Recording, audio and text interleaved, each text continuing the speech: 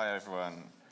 And now to the final session of the AI Fringe 2025, reflections from the Paris Summit and where we go next. As we know, the Paris AI Action Summit program was ambitious from the outset. The 5 tracks on public interest AI, the future of work, the creative ecosystem, safety, and global governance made clear that this summit was departing from the narrow focus and guest list of Bletchley to address a much broader and immediate set of issues. This expanded scope was definitely reflected in the scale of the summit itself in Paris, of which I attended the Civil Society and Business Day on Monday. The Grand Palais played host to an array of stalls, stages, networking zones, and auditoriums with delegates from across sectors and across the world. It certainly brought a lot more people into the room than Bletchley, but with recent major political shifts on the international stage, what was its material impact on advancing global progress and commitments in the AI space? I'm hoping that our panel coming up is going to address some of those issues, particularly in light of the UK not signing the final statement alongside the US and a number of other countries. One thing that everyone agreed on in Paris is that the scale of the summit attracted thousands of people to the city from all over the world, and it was awash with side events, both official and unofficial, including our very own AI Fringe House in central Paris, which attracted 200 people from across industry, civil society, academia, and governments throughout yesterday.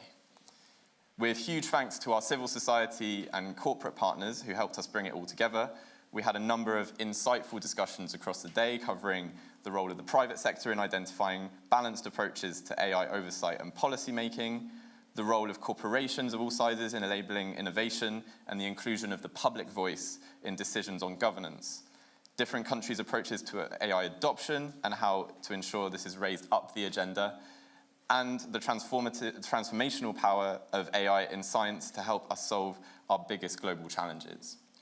We had a fabulous time in Paris convening experts and observers from across the AI ecosystem, and now to drill deeper with their perspectives and reflect on what it all means for us here in the UK, please welcome some more of those experts who were on the ground in Paris. Our panel is made up now of Gaia, Iain, Mackay, Melika, Carroll, Henry de Zoete, and our session moderator, Tom Bristow.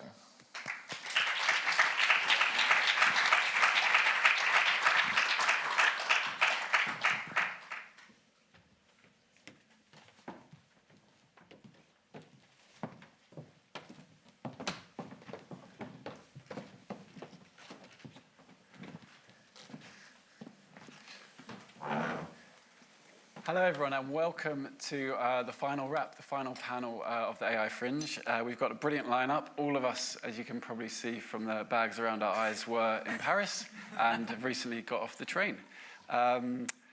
So we're going to start with quick reflections if we can, whilst it's all still fresh in our mind. I'll start with you, Henry, if I can. 3 words, if you will, to sum up your summit. Tired, definitely feeling that now. I think I would sum it up as kind of good for the French. Okay. That's like a bit more.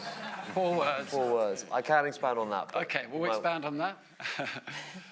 I'd say broader, more positive conversation. Is needed, or? That's what I felt. Okay, That's my take Iain? Cool. I thought it was enormously ambitious.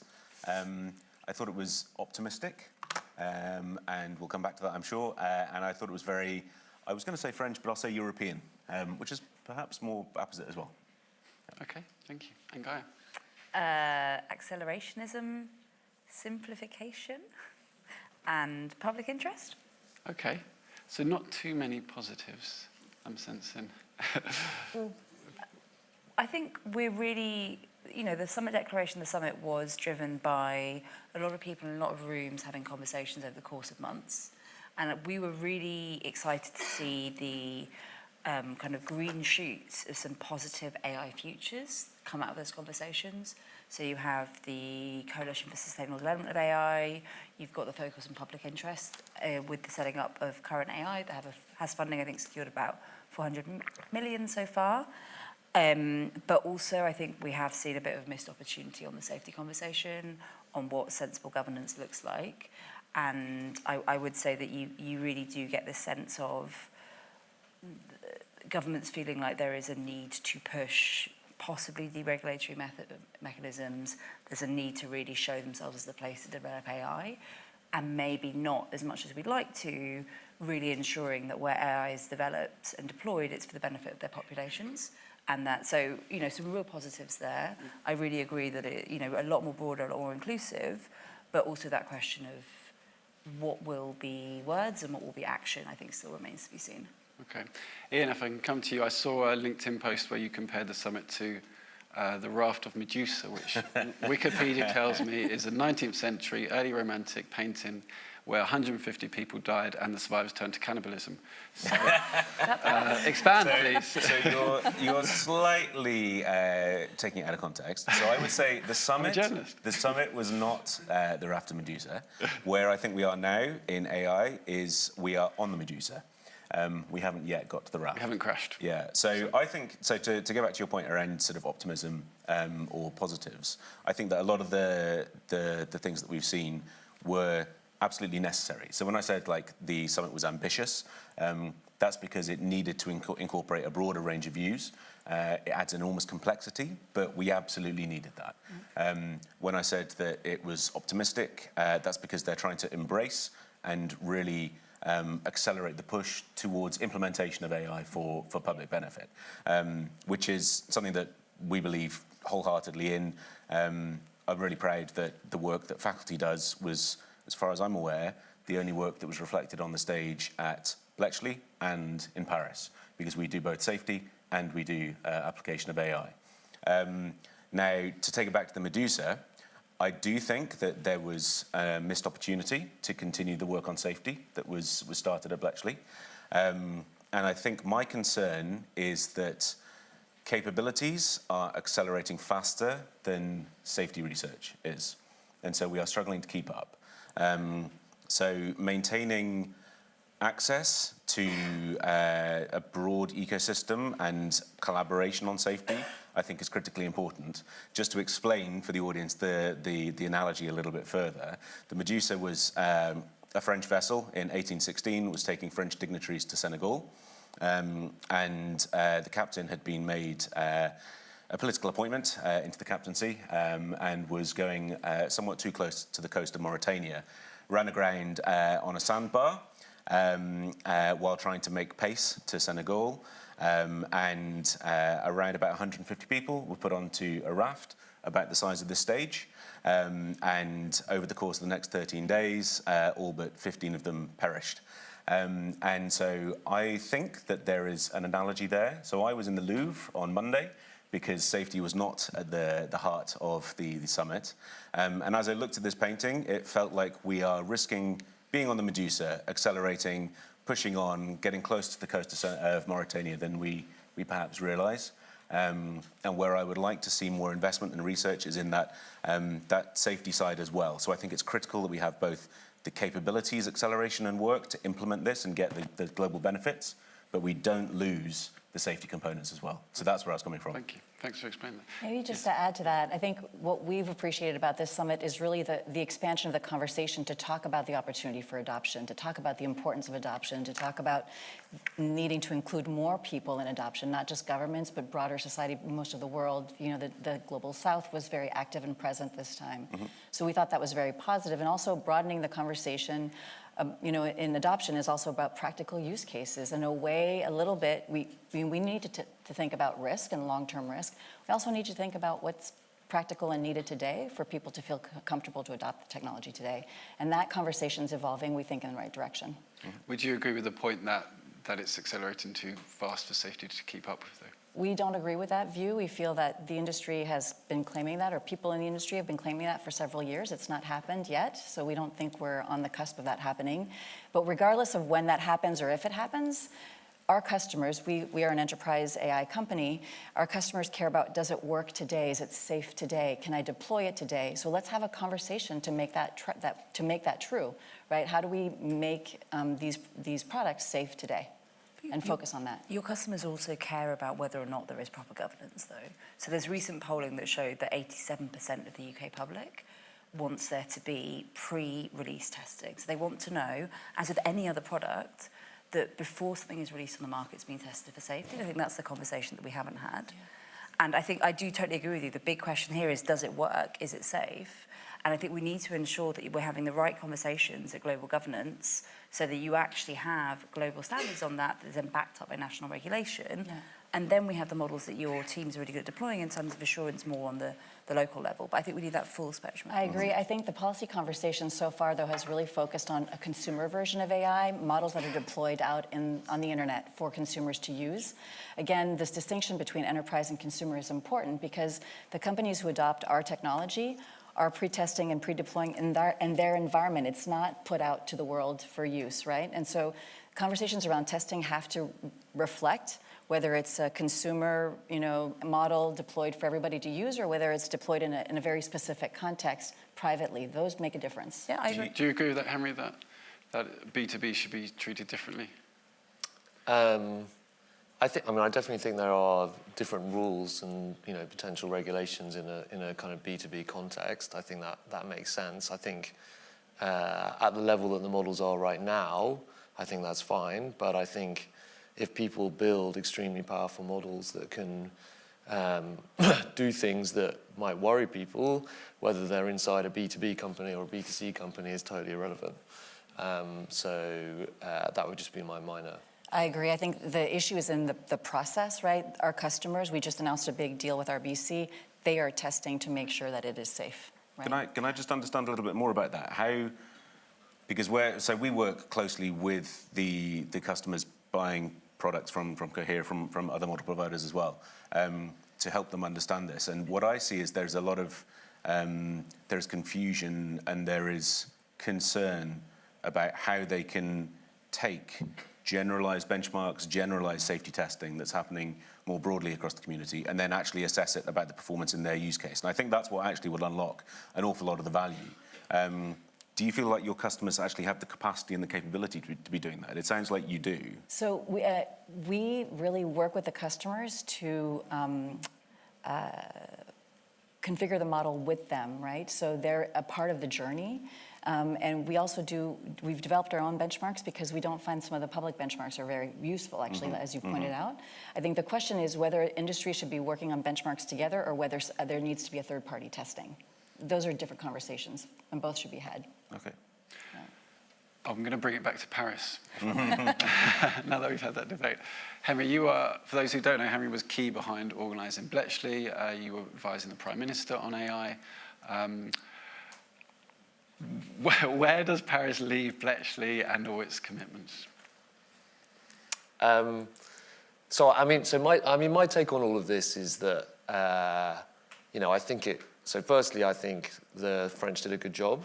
I think the summit was an important moment. You had, it's not easy, and I know from experience, trying to organize these summits and getting world leaders there. So to get Vance just literally a few weeks after a new administration is seriously impressive. To get a vice premier of China is also seriously impressive. One of the reasons you do a summit, not always the only reason, but one of the reasons you do it is you're trying to do stuff in the national interest of your country. The French smashed it out of the park for that. That's what I meant when I said that my words were good for the French. 109 billion investment into France is seriously impressive. And they are, I would say, the UK and then followed by France are by far the best AI countries in Europe. I think some of the commitments, obviously there was a change in terms of onus and focus of the summit. I think that is totally fine. That's what the summit host should. It's their prerogative. They can decide all of that. I think it's great to have a kind of wider, more inclusive conversation. I think it's important to do that. We specifically took an approach with Bletchley where we went narrow and we had a small number of countries. So you had in France 100 countries, 1,000 attendees. Bletchley had 100 attendees in 30 countries. And the aim of that really was so that we could try and make substantial progress on a specific issue, which I think we did do at Bletchley, I think we did do at Seoul. That has kind of moved away a little bit in Paris. I actually wrote a report with Oxford just before the summit about the future of the summit, so I'm going to plug a report now. Well, there's Oxford Martin AI. Academic. AI, exactly, my first ever academic report, which has 30 authors, which blew my mind.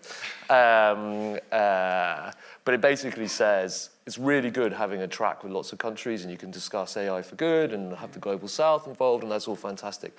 But you've got to have a smaller track with a much less countries that has the US and China that focuses on advanced AI, because you've got to make substantial progress on that, because we are now seeing models that are blowing away like benchmarks that are called humanity's last exam. I mean, I really don't like the name of that kind of stuff, but we are also got a new scaling paradigm with test time compute, and so which we are at the foothills of that.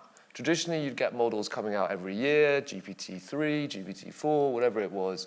We're going to see a kind of quarterly speed up with this, with DeepSeek, with OpenAI, Anthropic will do their reasoning one.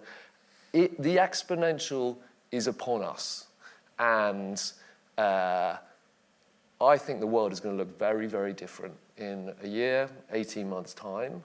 And my criticism of the Paris would be, I think it was a shame that there wasn't this kind of focus track, as well as all the brilliant stuff they did on everything else.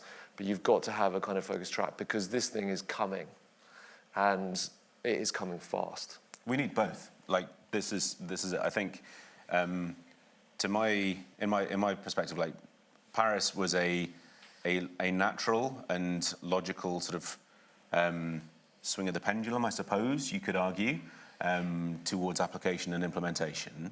But I think that the way in which this is increasingly being seen as application, implementation, acceleration versus deceleration, safety, aligning those two things is unhelpful. I think we need to recognize that you will only gain the benefit if you can do it safely. I mean, you can drive fast and wear a seatbelt. In fact, you most naturally wear a seatbelt if you're driving fast, right? So that's what I want to see.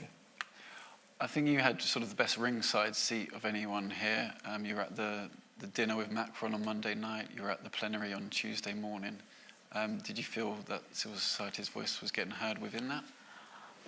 I mean, look, it's definitely been the most inclusive summit to date. Were all of civil society's considerations reflected in the declaration? No. I think, was there an attempt to be more inclusive? Definitely yes. So I think, we did see unprecedented involvement of civil society. For me, we kind of need to bank that and say to India, to any future summit conveners, that is like the floor, not the ceiling now. I think we saw, and driven by civil society, but not only, a real consensus that even when we're talking about safety, we are also talking about broader societal risks. Mm-hmm. We are looking at current risks. We are looking at the effects of employment. We're looking at the effects on the environment. It is good that we're broadening that conversation. And again, as I said earlier, I think we see those seeds of alternatives. But when it's all said and done, I think the conversation does come back to the conversation we're having here, which is, what are the incentives that are placed on the people most able to manage the greatest risks, and do countries and societies feel that they have the right levers to ensure that those incentives are being properly deployed?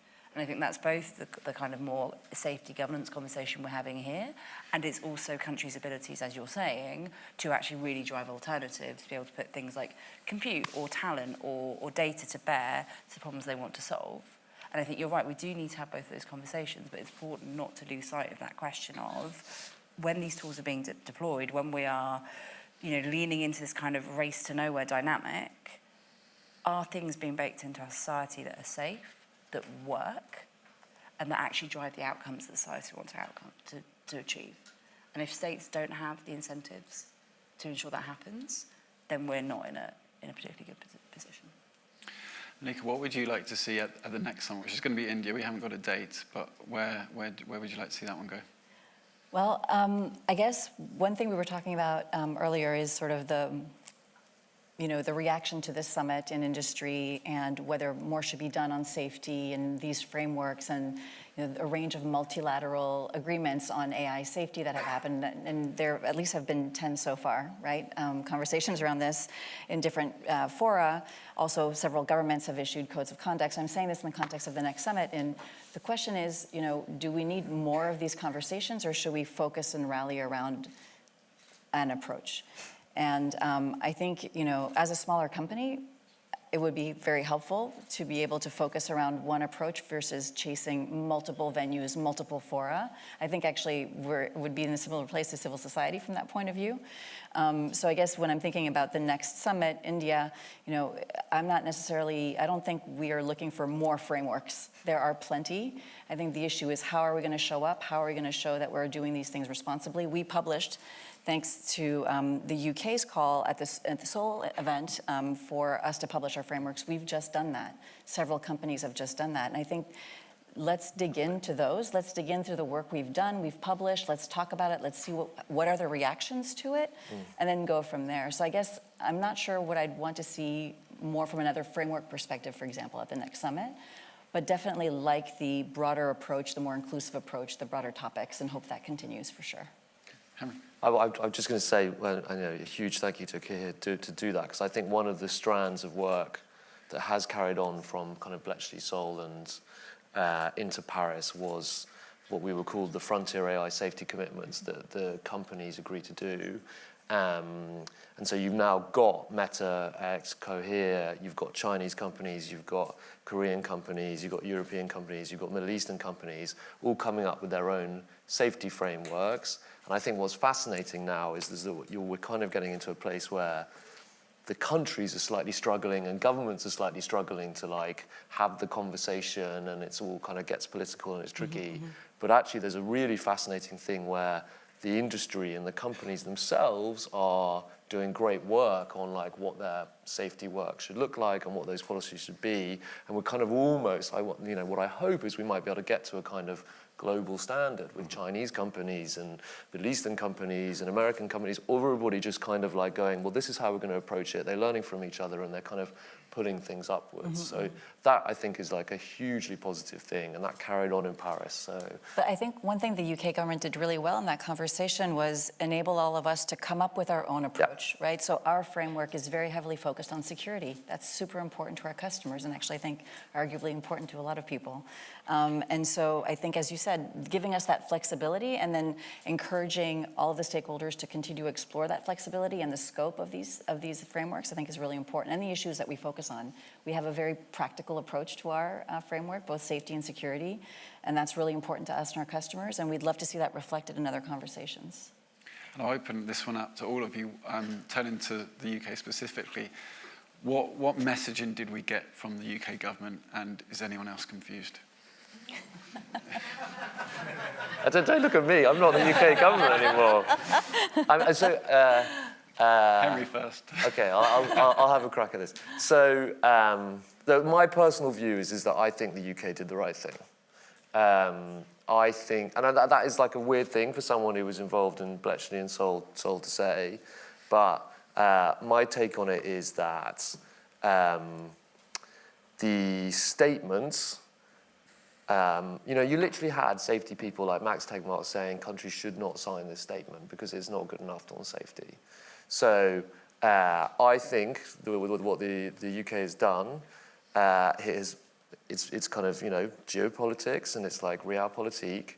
But what it has done is it's brought a lot of goodwill with the Trump administration. And let's be clear, it is the US that has the most powerful companies. It is. Maybe China to a degree, but it is the US. So therefore, buying goodwill from the Trump administration so that we can kind of continue to work together and carry on doing good work that I think the UK does with the Safety Institute and other things, I think is is a clever and right move. I also think that the UK has positioned itself so that fundamentally, when this technology gets extremely powerful and we head towards superintelligence, which people are basically saying is going to be 27, 28, 2030, there needs to be a conversation between the US and China. That has to happen.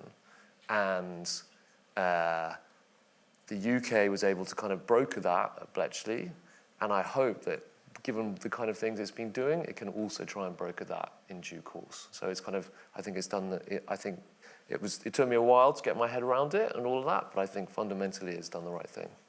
Does everyone else agree? Sure. I mean, sorry. No, you go. We were, I think, one of the first AI companies from outside the UK to open an office here and have a large presence here. Our chief scientist is here, and our head of safety is here.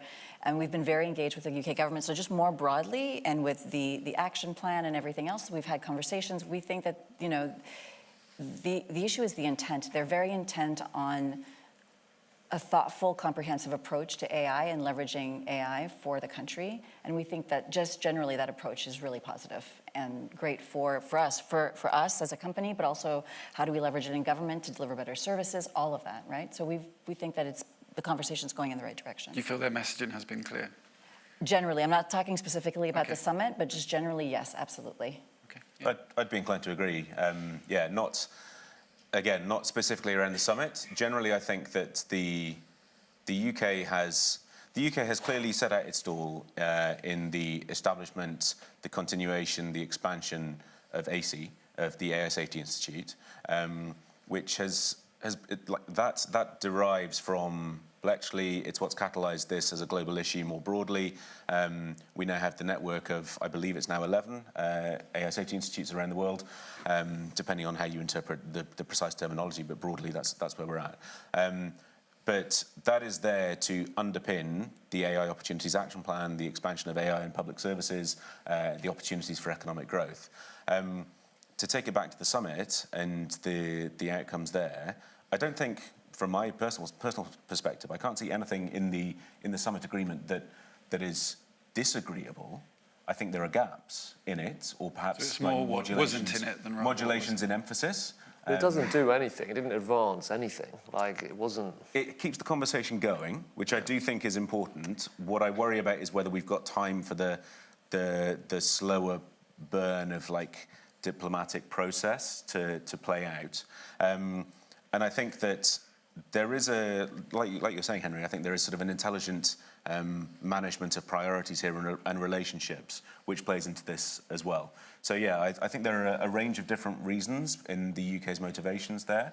But generally, I think the UK is fairly consistent in its approach. And yeah, we do a lot of that work to support that safety analysis and the implementation. Okay. I think we need clarity going forward that the government isn't stepping back from its commitments on both safety and regulation, and that its approach to safety isn't going to become too securitised. Like, I think that is something we do need to see. You know, this government has committed to unleashing the power of AI, mainlining it in veins, all sorts of things, but there will be no bigger blocker to the deployment of AI than a failure in public confidence. And so I think something we need to see is, on the face of it, as you said, there's nothing in the statement that I think the government necessarily disagreed with. What we're watching for is, on domestic soil, what is this government going to doing in terms of regulating the frontier, in terms of really ensuring that you have the building blocks of governance in place, such as you don't have anything that then leads to failing public confidence. Because we are a country that will be more deployers of AI than anything else. So we need to be very sure that anything that's coming into our country that we build on is safe, just as we do with food, with aviation, with cars. And then we need to be sure that we have the framework in place such that our population can trust that if AI is used, say, in the public sector, it is safe, it is trustworthy, and it does what it says on the tin. And I don't think we're quite there yet, so we're quite keen to see what happens next on that. Okay, aren't we all? And Melika, what's Cohere saying to the government on regulation domestically? So we support a regulatory framework. It really depends on the focus and the emphasis. Again, you know, we feel a lot of the conversations around regulations around the world have been very dominated by a consumer focus and a consumer point of view and models that are deployed out, you know, in the world. And not enough of those conversations have incorporated the enterprise point of view, which is important. And when you talk about, you know, how we regulate models, the deployment context matters, right? Who's going to have access to it, how it's been tested. And so that's the point of view that we've been sharing with the government and, frankly, everywhere. Can I pick up on the enterprise point of view, if that's Yeah, all right? yeah. So it's interesting because I think when you think about AI as a supply chain, we speak a lot to businesses that are maybe further up the supply chain, so closer to consumer.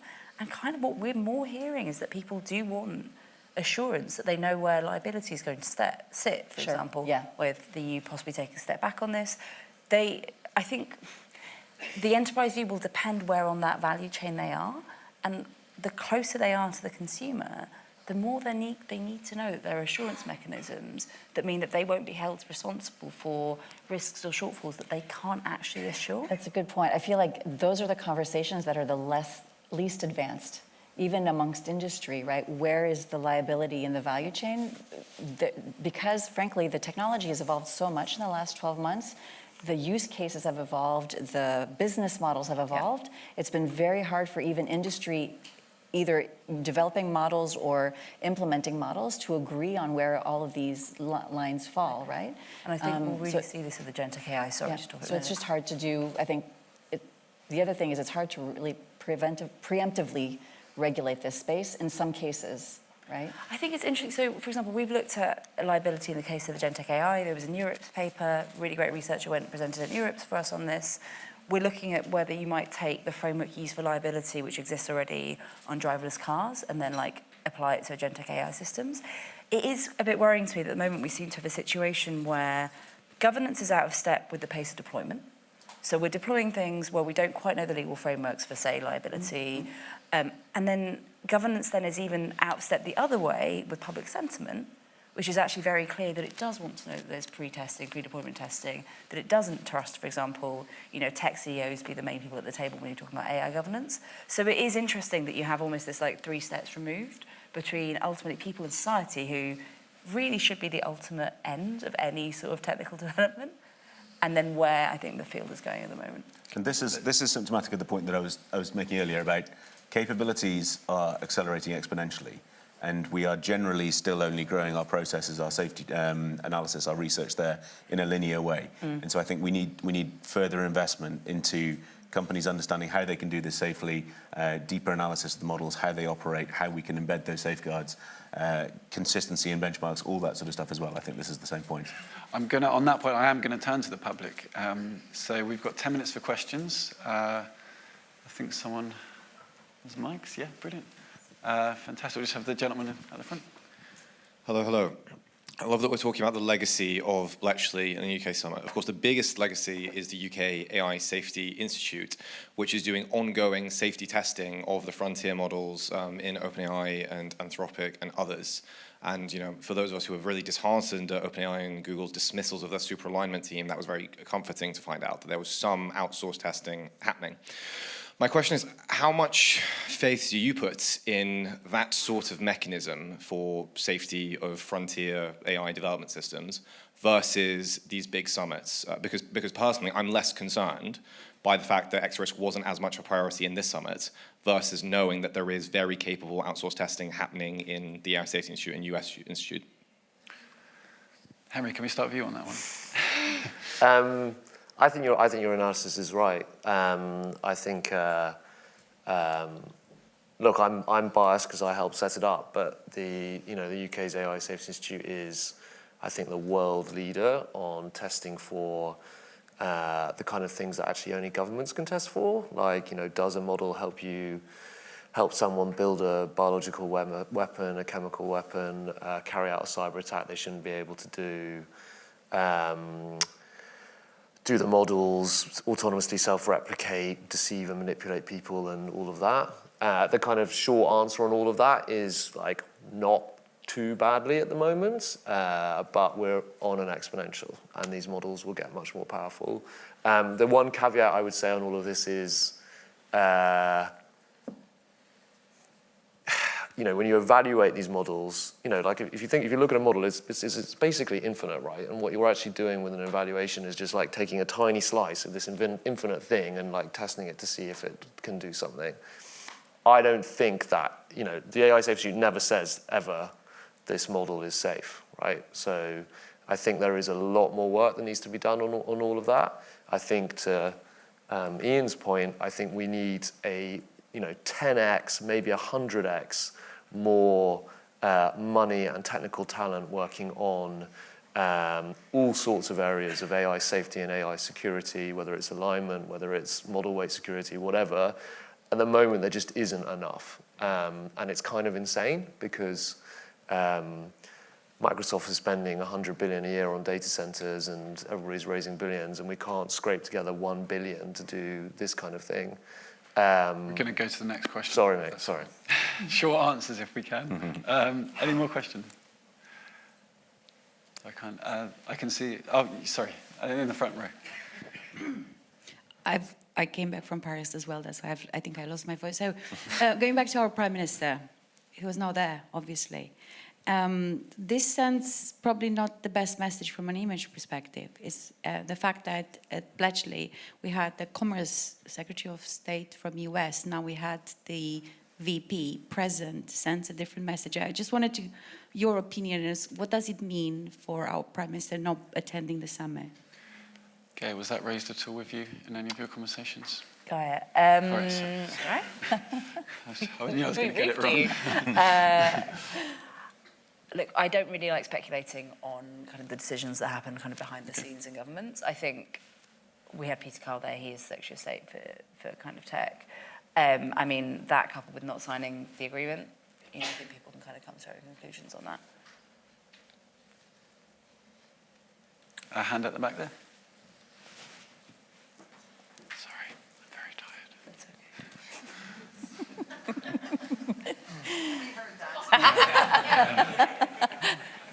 Hot mic. Just to return something that Henry was saying earlier, I'm a little bit less bullish than you possibly are about, or certainly than Sam Altman is and various other people who have skin in the game have been persuading shareholders that this is very imminent, that we're about to get AGI or ASI, however you choose to define it. But let's take that as a theoretical premise. Let's imagine that this 2 to 5 year timeline is vaguely accurate and plausible. And what that leaves us with is a position where, based on that prediction, we have genuinely species-altering technology coming down the line, possibly 2 years away. And we're not can we get to the question, time please? thinking about what we're going to do about it, which strikes me as genuinely mad. I just wanted to ask, does anyone else think that's mad? Because it sounds mad. I think we really have to question the premise of the idea being that there's one finishing line for AGI. We don't know if it's coming, and there are many different ways of understanding AGI. There's a really great paper that was published recently, which we'll find a way of circulating maybe, but it's almost like, I would say, I see AGI as a marketing tool personally. We might see models that are able to kind of possibly manipulate, but we have a lot of current problems that we need to be focusing on. 100%. And a lot of the solutions are the same. Like the need of more governance regulation, governments agreeing, are the same whether you're really looking at current harms. And it does speak to your point of just needing more investment on this. So I think we're going to have to continue this Both. conversation over drinks. Yeah, I think it's both. Let's not just think about AGI in isolation. Let's think about the various other risks that they all need addressing. Yeah. That has been absolutely fantastic. We've had a brilliant panel. Can we please show our appreciation for them?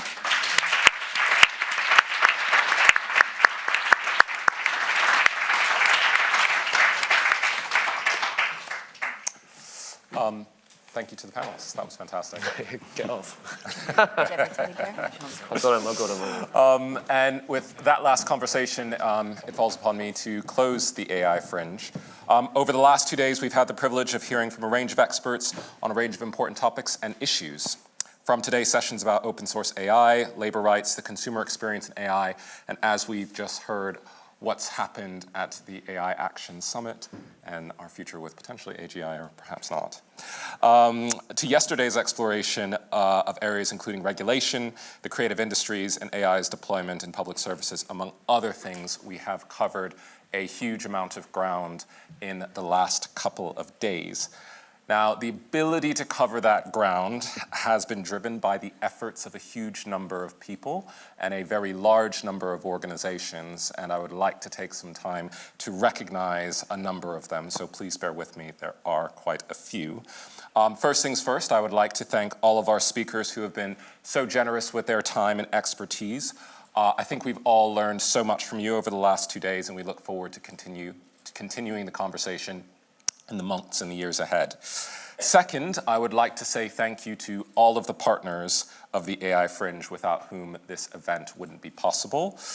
It's a long list, but everybody, I think, deserves recognition for their significant contributions to this event, this community, and this topic.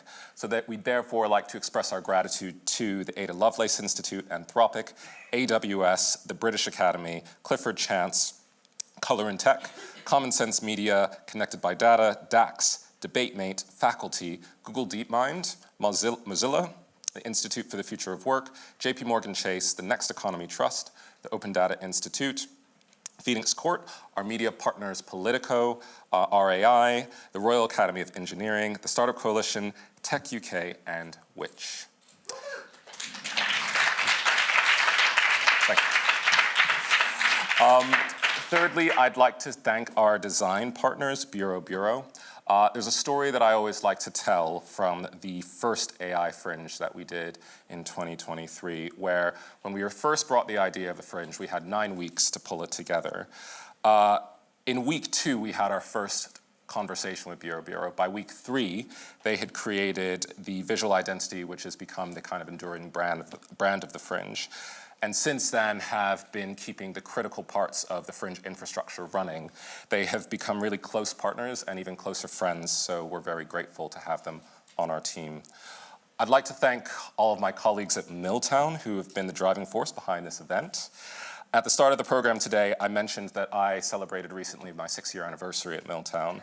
Alongside the great clients that we get to work with, I'm also really pleased to get to work alongside brilliant, restless, and creative colleagues every single day, and they are a big part of the reason I'm still happily at Milltown.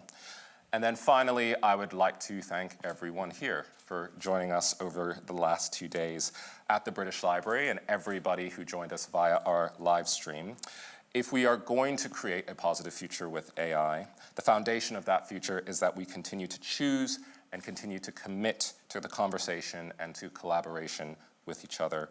It says volumes that you are here today and that you have taken time out of your busy schedule to be here, so thank you so much. Before we go, a few housekeeping notes.